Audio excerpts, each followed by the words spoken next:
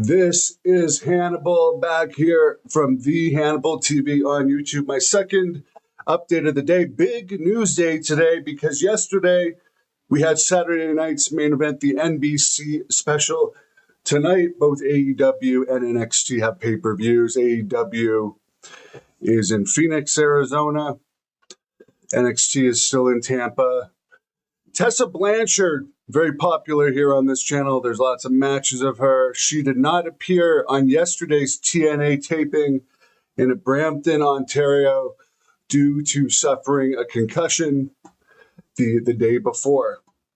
So Blanchard, of course, former TNA men's champion and women's champion. And she had her big falling out with the company. Now that they're affiliated with WWE, I would definitely think she'll eventually be back with WWE. I don't know if she was ever signed to them, but she did appear for NXT in the past a few times. But wish her the best with her recovery. Drew McIntyre has apparently had some neck issues for a while, and it's been confirmed by several reports that the injury angle he did with Damian Priest yesterday in the match that he lost was to give a reason for him being hurt.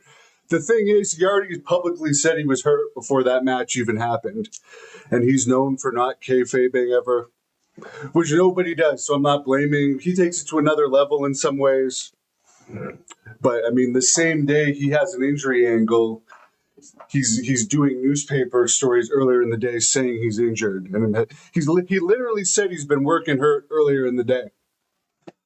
So it would have been better to, in my opinion, and for anyone that even likes to make it seem a little bit real, to have not said that. But he's the one making probably $4 or $5 million a year, not me. So that's just my opinion on it. Apparently, Jesse Ventura, who, I mean, he rambles a lot and he doesn't uphold a lot of the things that he said in the past. He always says he would never support anything about the two-party system. Yet he endorsed a candidate for the last election. But I guess last night, prior to the cage match between Priest and McIntyre, he had said that NBC would have never let a violent match like a steel cage match have ever occurred in the past. Of course, there have been two previous cage matches on Saturday Night Main Event, Hulk Hogan against Paul Orndorff in 86, and Hogan against the Big Boss Man in 89, which the main thing I remember from the 89 one was when Zeus was standing in front of the cage before Hogan came in and had like cuffs on his hands and like was smashing Hogan on the neck with these cuffs. I mean, to me as a kid, that was a huge thing. But the main thing is this is Jesse again, just saying stuff that is just silly because, of course, Saturday night's main event aired on NBC in the past and did have cage matches in the past. So saying this has never happened before is a little weird. Just like, I mean, he had said some other stuff on previous episodes. Like I think he had mentioned about bloody battles that Kevin Owens has had in the past in WWE when Kevin Owens hadn't been in a blood match in WWE. So I don't know. I think he's getting up there, so we'll cut him some slack. He's getting paid a lot of money to do that Saturday Night Main Event job too. Why they don't use Hogan on Saturday Night Main Event is beyond me, because he's the most synonymous with Saturday Night's Main Event. One interesting thing I will say, WWE, their Vault channel, has been putting out a lot of documentaries lately that have Vince McMahon featured prominently in them. So it seems like, I mean, it'd be pretty easy to just cut Vince out if they wanted to, but it seems like now at this point in the Janelle Grant case, even though it's still an ongoing case, they must be feeling like it's dying down a bit to be putting out like documentaries on wrestlers like Yokozuna, for instance, with Vince McMahon featured prominently in it. As far as the next Money in the Bank pay-per-view main event, it's going to be John Cena and Logan Paul against Cody Rhodes and Jey Uso. That's why the main event last night on Saturday night's main event had Cena and Cody Rhodes interfering. So to me, and again, this is just me, so now we're not going to see title matches between Cena and Rhodes and Paul and Uso at the next pay-per-view. It's just going to be a tag match.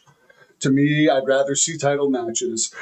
To me, let's do the rematch. Let's get it out of the way. Cena against Cody. And then for Paul against Uso, I mean, I guess they're just going to drag this one out. I don't know. I wouldn't want to watch that tag match. For NXT's pre-sale tonight for their Battleground pay-per-view in Tampa, according to Dave Meltzer, NXT is about 7,000-ish, and AEW in Phoenix has about the same. The main event in NXT is Joe Henry against Trick Williams for the TNA title. Stephanie Valker will take on Jordan Grace for the NXT Women's title. And then in AEW, there's the Owen Hart finals match, not taking place in Calgary. Adam Page against Will Ospreay, and Mercedes Moné versus Jamie Hayter. So it's weird that they're not coming to Canada this year, other than Toronto, and they didn't do the Owen Hart Cup finals in Calgary because there's been less WWE shows in Canada overall this year. I mean, they've been to what? They went to Vancouver for Survivor Series. They've been to Toronto for a pay-per-view for WWE. I know they're going to Montreal and Quebec City over the summer, but other than that, there hasn't been hardly anything for WWE in Canada. And AEW is bringing pay-per-view to Toronto All Out in September. So Canada, I don't know if it's because our dollar is so weak. A dollar Canadian is about $1.44. A dollar American is $1.44 Canadian. So it's definitely the ticket value in Canada for the same amount of people in the States is going to be a lot less. John, I'm getting there. I got hit by a car.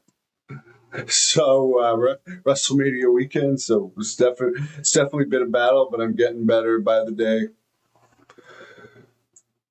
The Dave Kruger, one of our members, says it's going to be a 6-man with I don't know. To me, I don't care about Travis Scott. I just don't know. I don't know his music. I don't care about him.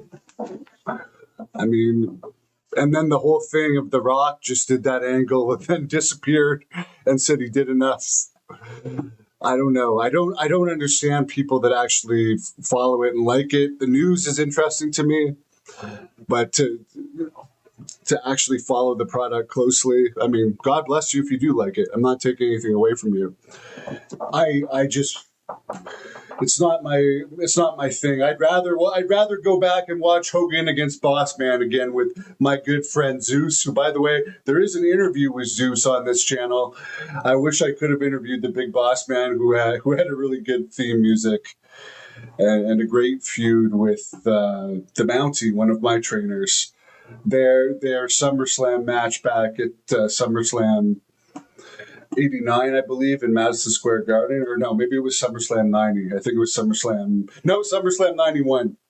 The jailhouse match where the Mountie ends up going to jail, and they do all those skits with the Mountie in jail that were absolutely hilarious.